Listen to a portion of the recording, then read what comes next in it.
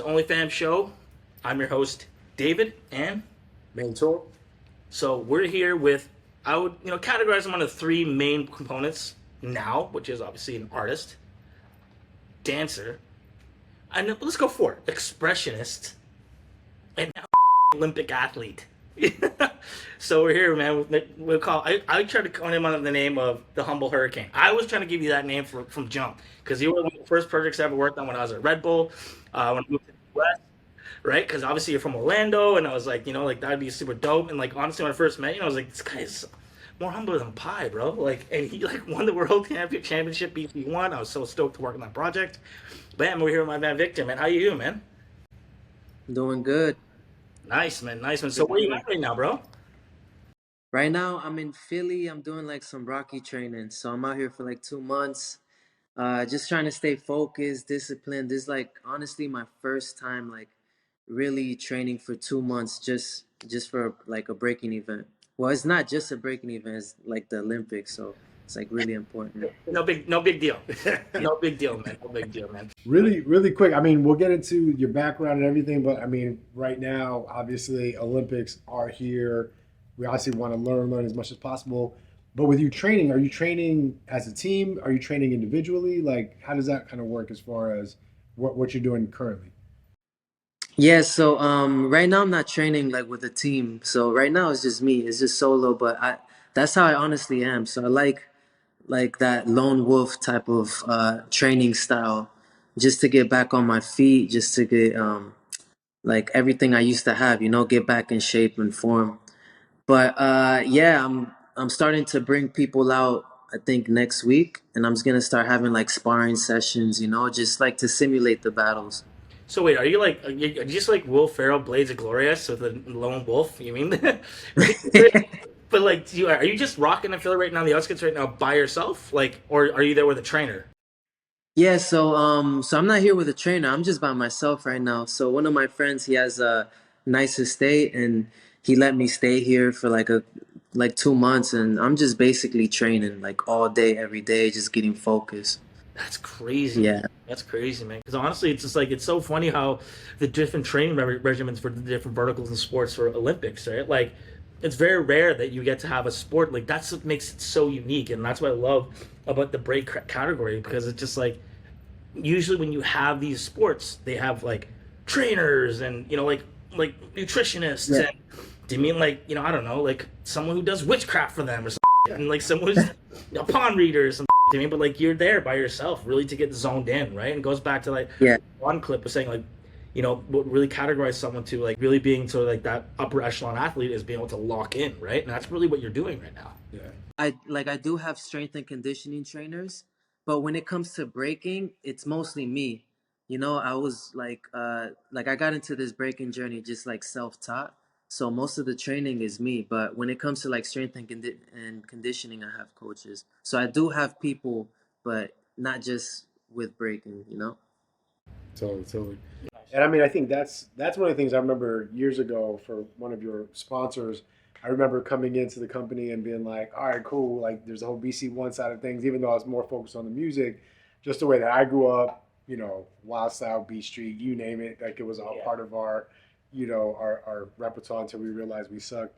Um, but no, but that being said, I remember there was like this pivotal moment where there was like these, these camps and these training sessions because before then, everyone at that specific brand was kind of like, oh yeah, like the dancers they come and they show up, versus like the level of investment they would put into like other sports, and it's like nah, these guys are athletes. Like this is a straight up athletic field here. The same amount of care and opportunities and resources need to be given. So to kind of see that evolution and like even how serious you are is it's an amazing feat. Yeah, man. And honestly, just because we're working on some technical difficulties on his mic, so we're gonna push him out. I'm just kidding. But I actually wanted this like moment. So like from me to you, man. Like, it, b-boying, getting into this dance scene. Like everyone, the different pillars of obviously hip hop. Everyone has their way of sort of contributing into that. The roots of hip hop. I mean, breaking has been one of those things where you find like that there's that one pivotal moment when you fully truly fall in love with it. What was that moment for you? Like, how did you decide one day like, hey, I'm going to just like fully get into this? Because you can try doing and dabbling into it a little bit, but the thing is that like what makes someone like that next level is that commitment and being like, this is what I'm going to solely focus on. Like you like, what was that moment for you? How did it all get started for you? I feel like it was the first moment I learned breaking. So I was exposed to it because of my dad. My dad and his twin brother, they used to break back in Mexico. Mm. So they're breakers back in Mexico in like the early 80s. I Wow. got exposed to it at the age of 6. It was me, my cousin, and my brother, which were older than me. And I didn't think nothing of it, but I remember at the age of 9 or 10 years old, my cousin got back into it, and he was the one that got me into it. And I remember he came into my room. He's like, "Yo, Vic, let me show you something." And I remember going into his room, and I saw like the cardboard floor, like Mm. on top of the carpet. I saw him playing like some music video, and in the music video, there's a dude doing head spins. And then my cousin just had like music on, and for me it was a different world. It was like, damn, like this is really cool. Like I got so immersed into this world. And I remember the first move he was trying to teach me was the windmill, Mm. and I just couldn't get it. And for me, that moment was special because it was just so challenging. It was like, no, I gotta get this move, you know? So for me, I love challenges, and that's what made me fall in love with it, like that whole package, you know? And it was just something so different, you know? I just wasn't accustomed to it, and I just fell in love with it. Like after that day, I remember I was too shy to go into my cousin's room, but I'll just stand outside, just listening to the music, bumping my head, you know? So yeah, it was just something like I couldn't help. Is that cousin that you mentioned? Is that the same cousin that's in that documentary that you were in a few years back? The one cutting my hair? Yeah. The barber? Yeah, yeah. Okay. That's Okay. him. So that's my dad's twin's son. Got it. Got it. We'll Yeah. we'll we'll make sure we link out to that. You know, downstairs in the Downstairs. in the description. Yeah. But yeah, that's actually one of my favorite pieces of content Yeah. that we were able to work on back in the day. Super dope. Okay. Nice. Nice, nice. Well, while you guys keep on talking about this, I'm gonna get some batters right now because the next question, I think from my end that I want to really ask you was, you know, when it comes down to you being, big news here, big news. You are going to be representing the not just a country but the U.S. of A.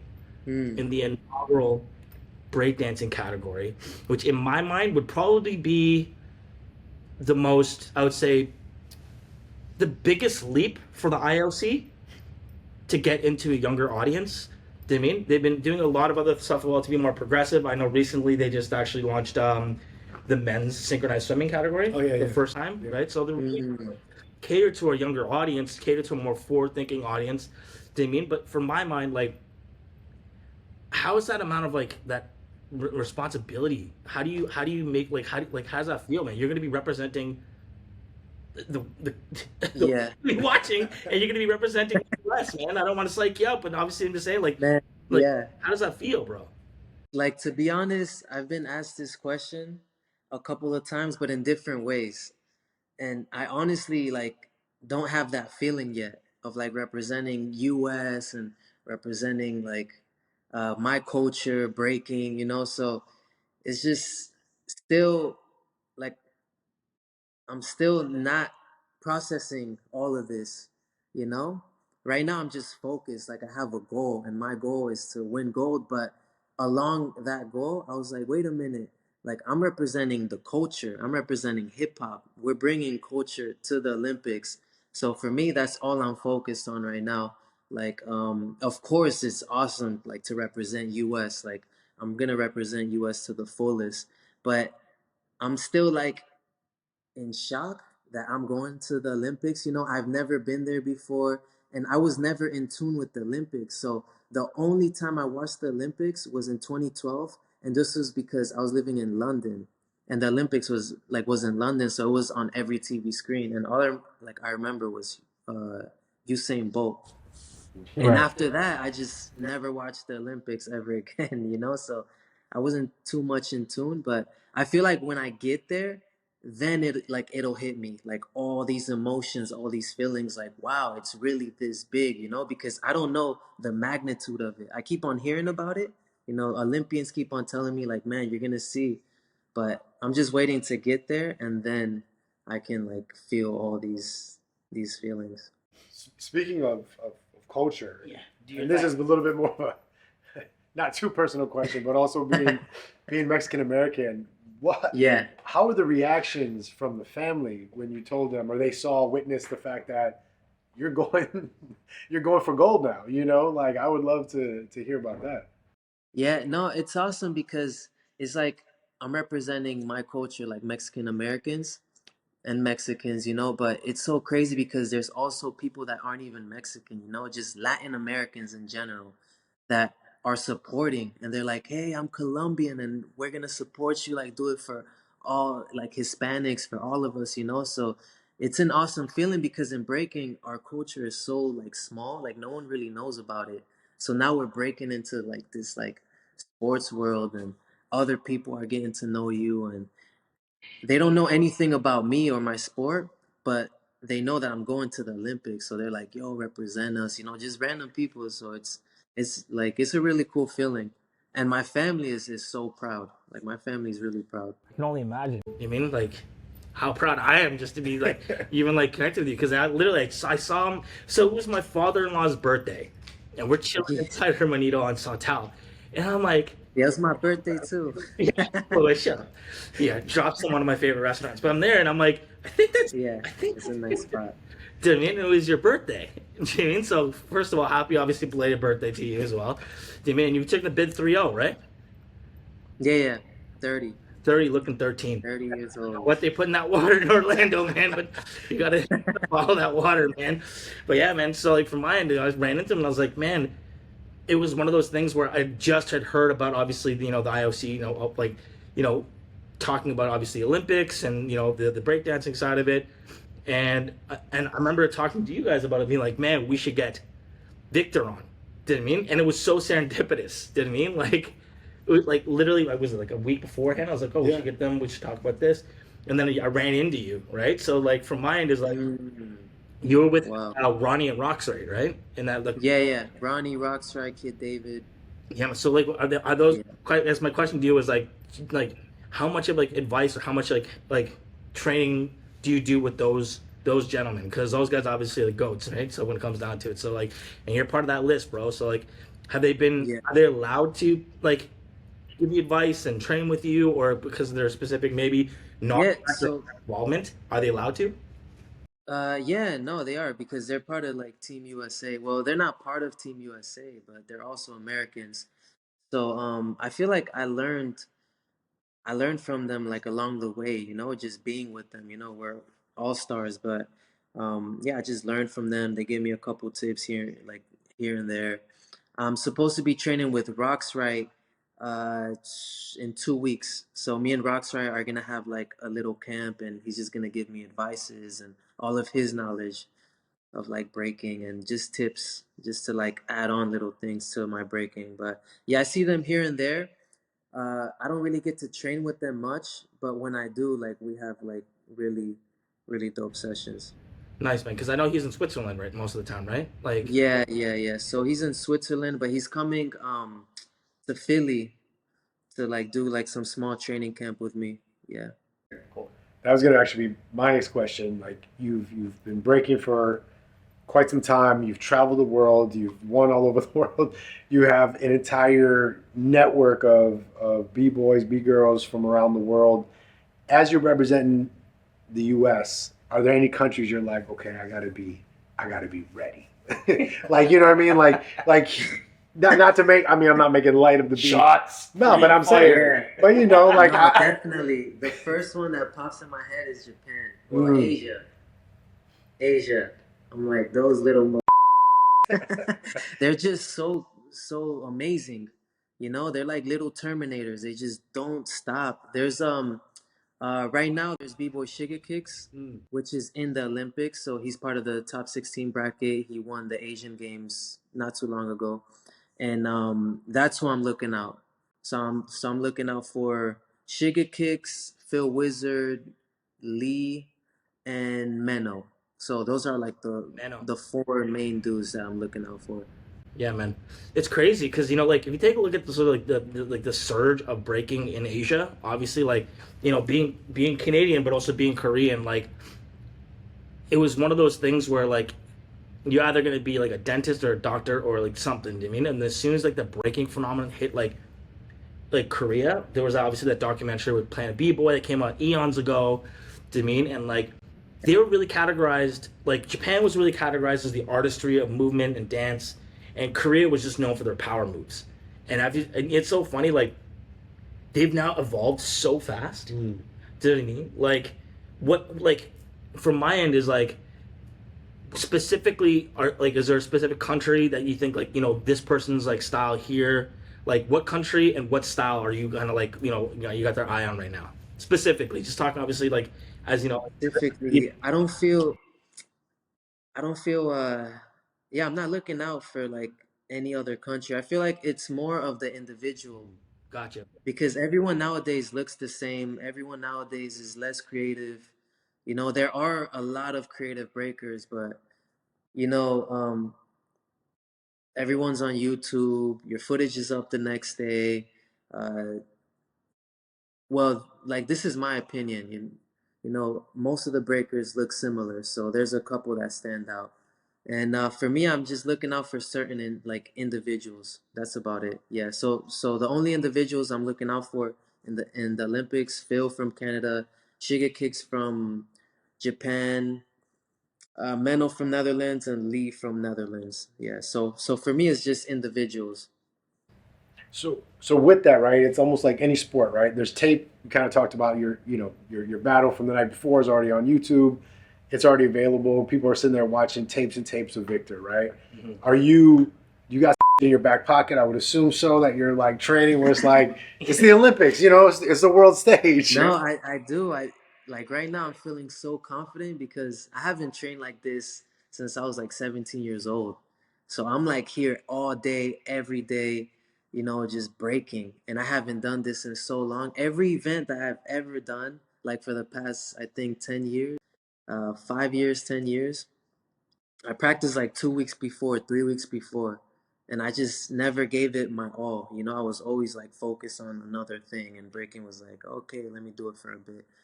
So this And is then like he my wins first wins time BC really one like, World Finals. okay, I'm ready. But yeah, I got some new stuff. Like I've been updating all of my moves. I've been upgrading everything. Yeah. Do Man, they, just a random ass question, but like, do they just knowing like the breaking community is massive, right? I think when you think of breaking in general, but then when you start talking about like, again, globally, the both domestic and international competitions for the Olympics, are they bringing in some of those judges that have been at some of those competitions to be the proper judges for breaking specifically? Do you Yeah, know? so for the Olympics they had like this whole like judging system you had to go through, and the judges Okay. that passed the test for that judging system then were able to judge the Olympic qualifying events. And then yeah, there's a couple things that we don't agree with for the judging system. Like the Olympic judging system is different than the cultural events, but it's okay. Like that's the way it is. That's the way we're gonna have to battle. But yeah, basically like they have the judges why is from that all though? around the world that do this judging system, this test, they pass it, and then they're able to judge all the like Olympic qualifying events. Question for that though for you is, you think that obviously breaking is now part of the Olympic, the Olympic I would say structure, right? The Olympic categories. Like, do you think that it's going to maybe like limit or like not really give a full cultural like view of breaking in the culture by being judged on things that aren't usually typically judged? Do you mean like? Do you mean like your style is going to have to adapt to the judging, where the judging should adapt to the style of the culture? Do you mean like?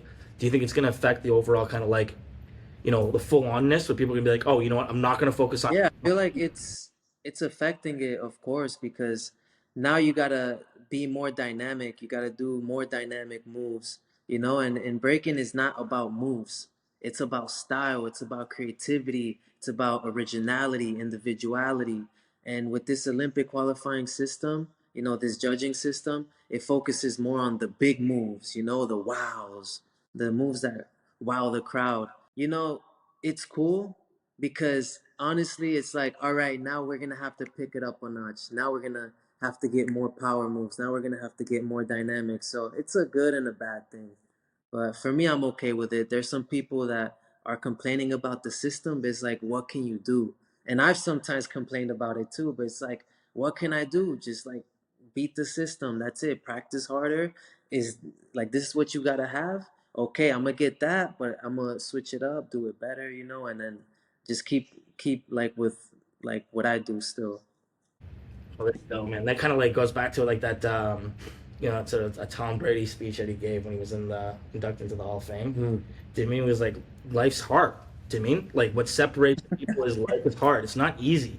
What separates when everyone's going to the beach, you're training.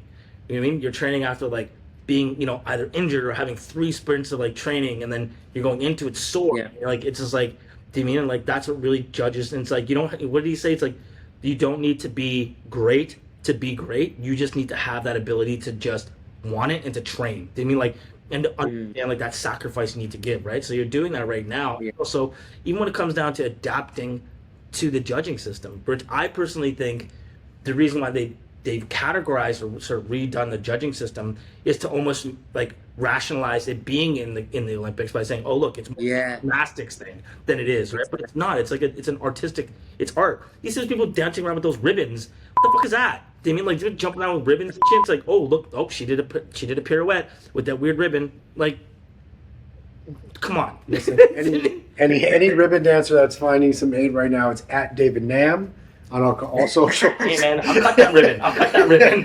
Come at me, bro. I'll cut that ribbon. Snip, snip.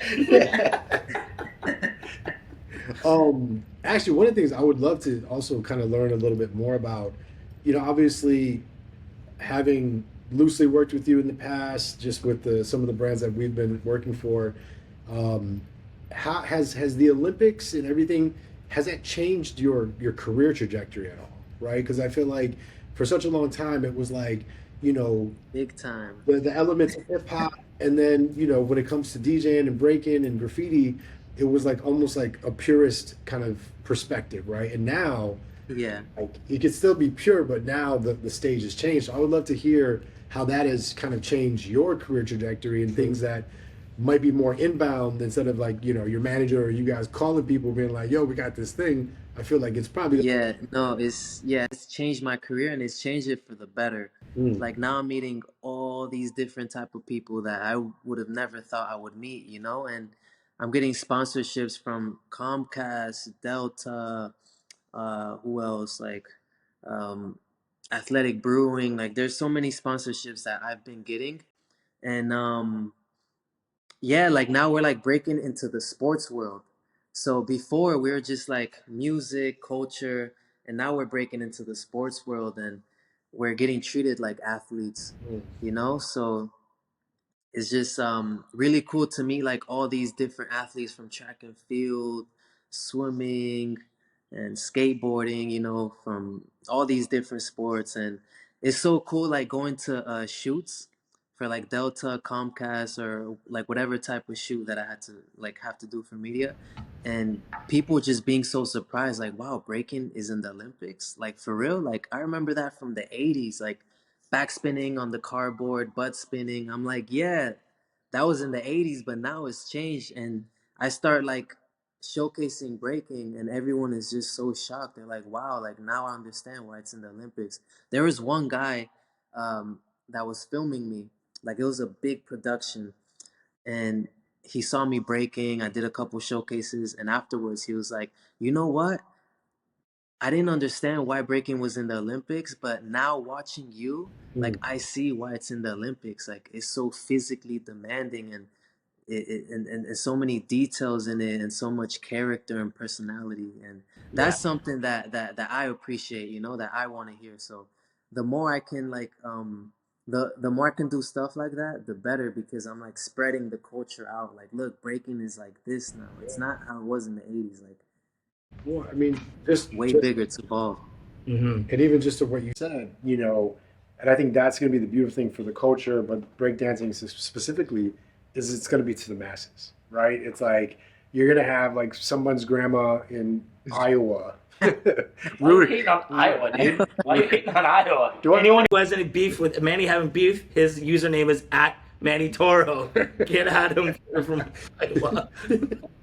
But you know what I'm saying? Like, I think that's the most beautiful thing, as we kind of get to the other side of what's about to happen in Paris is like, they're going to have the masses that are going to be rooting for you and that are going to be able to, again, change their perspective of like, oh, that thing that you saw in the 80s or, this movie you saw when you were in high school or just generationally or how you grew up. Mm-hmm. This has evolved.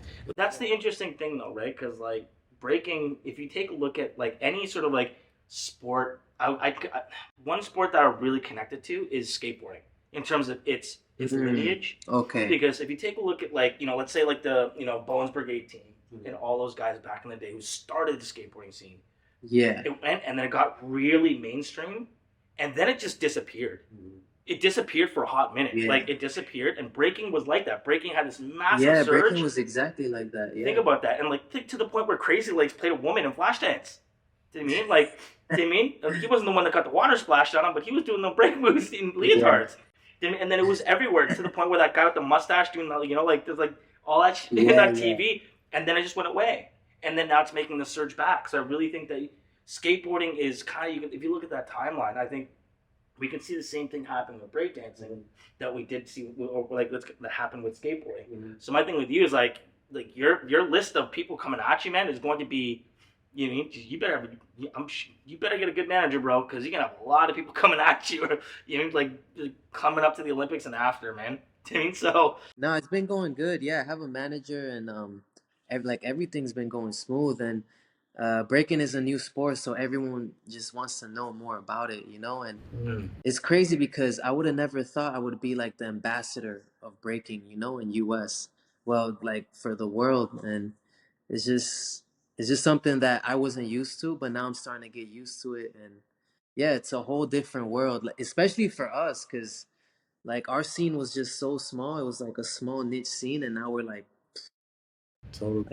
all over the world.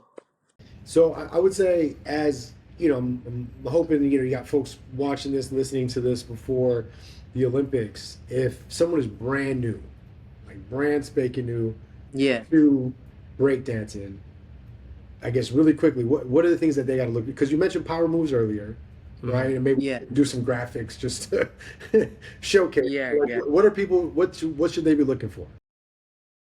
Yeah, so it's better to show, but I can say the things they should be looking out for is like having the foundation of breaking, the fundamentals of breaking, top rock, footwork, freezes, power moves, having your own individual style. In breaking you can bring your own imagination, your own creativity into this dance. You learn the fundamentals, basically the fundamentals, and then from there, like, the sky's the limit. Like, you just create and create and create and bring your own persona into this dance, your own individuality, your own character. So that's what I love about dancing. Like, I was into RPG games, so for me breaking is similar to that because you get to create your own character, you get to create your own signatures, so we're like basically like artists. absolutely, and so many you say artist because the way I've always described breaking is, is very much tantamount to an artist in the paintbrush, right? Like everyone has the paintbrush, but what makes the actual art is the hand on the brush, right? And that's what it is, right? Your strokes, your how you actually move the paintbrush and things like that. So but then there's always been that weird like, oh wait, then how does it categorize itself, right? So before, like, it's always been this thing where it's like dancing, and it's not really dancing though, it's a spectacle, and it's like all this thing. It's like, so I'm actually really happy that finally it's getting that actual notoriety that it deserves, being like, hey, it's a sport, it's an actual legitimate sport that is steeped from one, from culture and from art. Do you mean like, at the same time too, like if you take a look at it, like basketball, yeah, it's a sport, but the way certain players play, it's an art, man. It's an art. Yeah. So you guys are just categorizing now in that way, and think about how many years it's taken to get to where you are now. That's how I'm saying it's so pivotal that where you're representing the U.S. because you're literally now look in a category where it's just like, hey, you're up there with, you're up there with the dream team, the basketball team that's going to be there, right? Like you're going to be rocking. It's going to be crazy. Do you know what I mean? Yeah. So that is like hat goes off to you, man, and like. I'm like the fact that you're as cool as a cucumber right now, be like, hey, I'm chilling in the outskirts of Philly, drinking really nice, mineral water or whatever. I don't know what it's Philly right now. I don't know what's there, but like, and like I said, when you're in Paris, that's my old stomping ground. Let me know. I'll hook you up with anything. Yeah. Obviously, if you can't go to the comp, you can't leave the compound and stuff like that. I'm not gonna drone. I'm leaving for sure. I'm not staying yeah. there. Yeah. I'm out. Yeah, I'll holler at your boy for sure. The one thing, No, for sure. just knowing that, obviously the Olympics, this is all going to be televised. Have they given you any insights when it comes to the music, right? Because you think about, the, right? Yeah, that's the main component. Yeah. Yeah, anything on that front? We don't know yet. So we don't know who's DJing the Olympics yet. Hopefully a good DJ. We'll see, but we don't know if we're able to play original music. Mm-hmm. So we might have to listen to royalty-free music, which most of the time we don't like. Yeah. But I'm used to it, so I know how to turn on the switch and off. So yeah, we don't know yet. Right. But hopefully the music's good because the music aspect is the most important thing to us. It's key. If you don't have good music, we're not gonna dance good. But yeah, we'll see how it goes. And I mean, just as you mentioned, like that could be the competitive advantage, right? Like you know how to turn it on and off, so you can go. Yeah. As someone else, like some DJ hits something, might throw their entire game plan off. So I mean, Yeah. It is what it is. But Yeah. Yeah, it's just like the Muzak version of Apache. Do you know what I mean? Someone playing on a mandolin. It's like, wait a minute, what is happening right now? It's not a Casio keyboard. You know what I mean? But then, honestly, so we have a segment called Fams You Fuck With, right? So we kind of touched on that earlier. So as a person right now who literally is steeped in style, you are across the board. Do you know what I mean? Like, even from the trip you're wearing right now, like, want to know what the fams you fuck with are. And that means essentially, like, what have you sort of really been gravitating towards? And what are things that you want to kind of give people like, heads up on across fashion, arts, music, and subcultures? So that's where the fams comes from. Okay. So first, we'll start with fashion. So what brand or what have you been like kicking on, really sort of like digging? I've been into Korean fashion lately. Korean fashion is killing it right now. So there's this brand called Jiyoung Kim. He has like this dope clothing brand, and all of his clothing is like sun dried. Oh shit! So it has like that nice fading and like the trousers and the shirts. Jiyoung Kim, Carnet Archives, but yeah, like Korean fashion has been killing it lately. You're to hear, folks, dude. Right here. Yeah. Anything I wear is Korean fashion, son. Yeah. All right, man, that's dope. I actually hadn't heard of that. Like having that sun dry. Have you? Did you? No. I mean, we'll keep on Yeah, it's really nice. Man. Yeah. And now moving on to art, because that was you just dropped that one hard. So art, like what artists have you been like really sort of like, ooh, when I win that gold and I get that extra bread, I'm buying that art. I mean, Art. Let me see. Haven't really been into art, to be honest. I don't really know. Like art pieces, art pieces, art. artists, painters. Painters, art. It can be graph artists. It can be visual artists. It can be photography. It can be, muralist, whatever. Muralist, yeah. Photography. Like to be honest, I don't know any names. I just know like when I see it, oh, this artist is dope. But yeah, I can't name one right now, to be honest. All right, so I'll say we can plug Shao. No, what we'll do is essentially, you heard it here first, folks. So Victor is looking for a favorite artist, pre-future Olympic gold medalist. Like MC artists. We'll get to the music part. So we're I'm just saying, any artist. Oh, okay. Yeah. If your favorite artist, holler at him right now, all right? We'll put his Instagram below. Follow him below. Yeah. Tell him to start sending him your free art because, you know what I mean? Because at the end of the day, when he owns something, appreciation value will go up. So I guess we'll move on to music now. Yeah, music. We'll get into that level of artistry. Music, definitely. I listen to a lot of like Griselda's really dope. So Benny the Butcher. Mm. Who else? There's some dude from New York, Eto. He's pretty dope. So a lot of like grimy underground hip hop. Who else? Alchemist.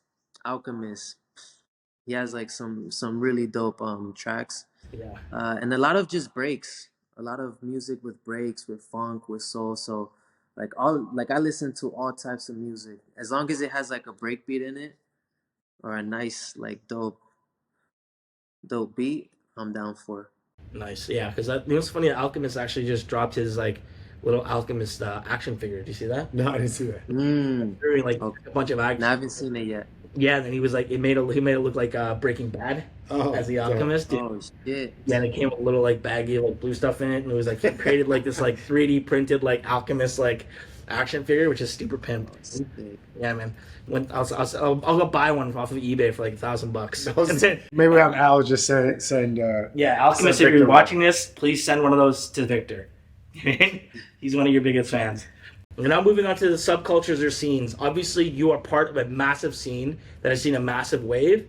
So we want to know what the scenes that you've been peeping right now that we should be like looking at that's on the come up. people watching should be on. Yeah, exactly. On the come up. And for you, what you been vibing? For me, boxing. I love watching boxing documentaries. Well, I love watching documentaries, so I watch a lot of like boxing documentaries, tennis documentaries, bodybuilding documentaries.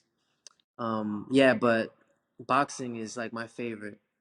Combat sports. Nice. Hey man, they say some. I knew Yeah.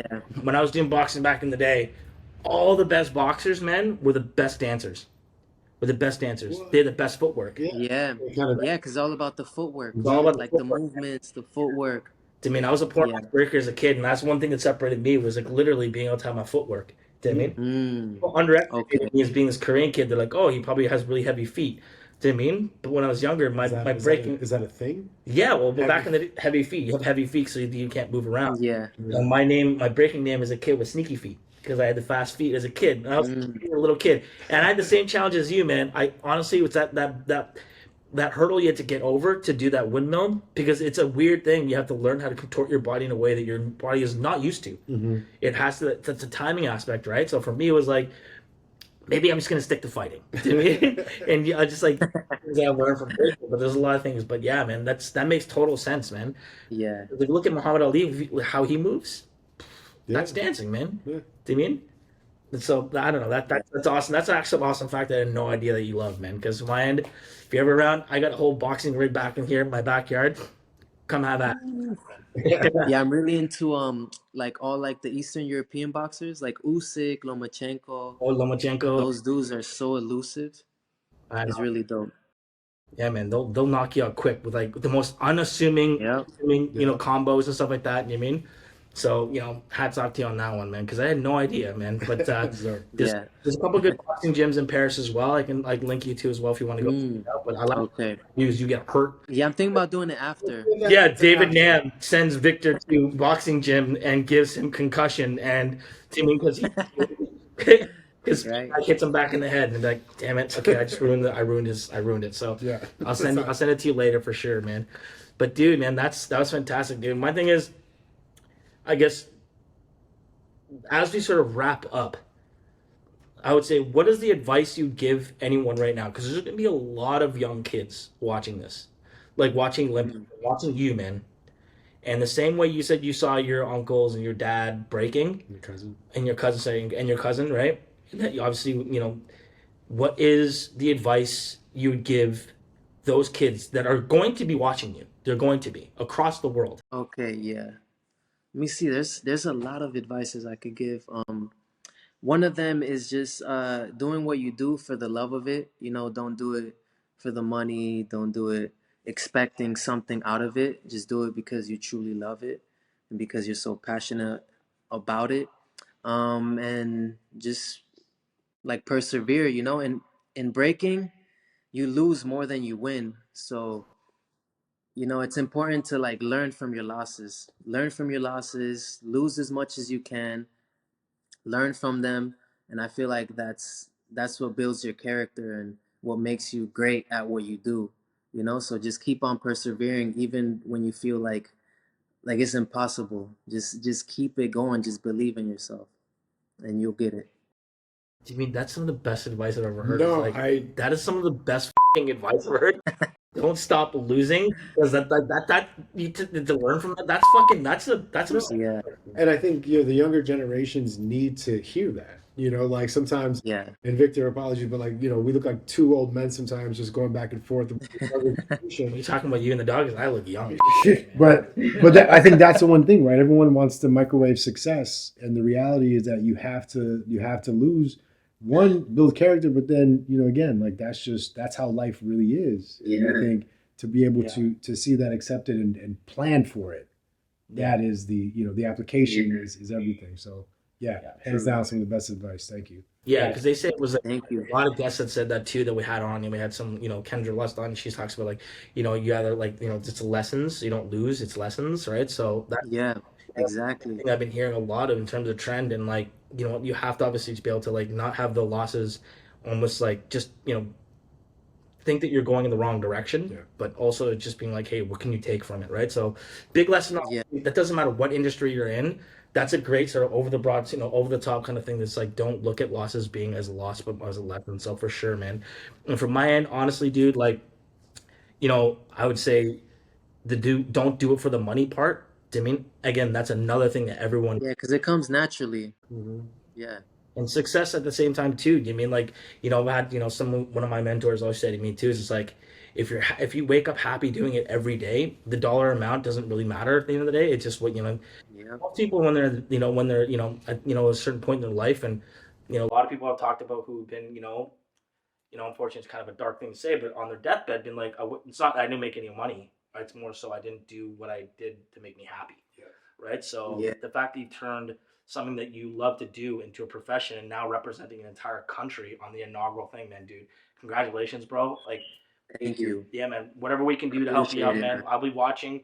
I'll turn all my TVs on when you're on to get them up. I'm just kidding. Yeah, if you're in Paris, let me know because I'm there for 2 weeks. So I'm there from the 24th until August 13th. Dude, let's align calendars. So yeah, I'm down to hang, have like some wine, maybe beer. We'll see what's good. I'm gonna take your end. Definitely gonna have to like get it like a Yeah, massive SUV because I don't want to put you in any sort of harm's way even after. I mean, be on the news on the French like newspaper. David Nam, gets Victor arrested, which is a small possibility when we party, but it's all good. Or the opposite. David Nam puts him in was it the Bubble Boy suit? I'll put you definitely. yeah. I'll definitely put you on one of those bubble walls things. No, but I know we had limited time with you, Victor. Thank you It's so all much good. for pulling up. Like Nam said before, man. Good luck. We'll be there, supporting, watching, you name it. We've been fans for a very long time. So Yeah, man. And like I said, man, Thank you guys. when you win, Dean, we'll get you back on here. Do it. We'll make sure to obviously drop this and make sure everyone understands. We'll pop obviously all Victor's socials below in the description. We'll share across our channels. Make sure to follow this man because he is going to be going in with that gold chain, coming back with a massive gold pendant on that chain when he gets back. So represent, man. Nothing but love for you, man. So, Yeah, to you and your family and yours, man. And again, thank you. have you back on the show at any time. Thank you guys. All right, y'all. Take care. All right, take care, bro. later, man. Peace. Peace.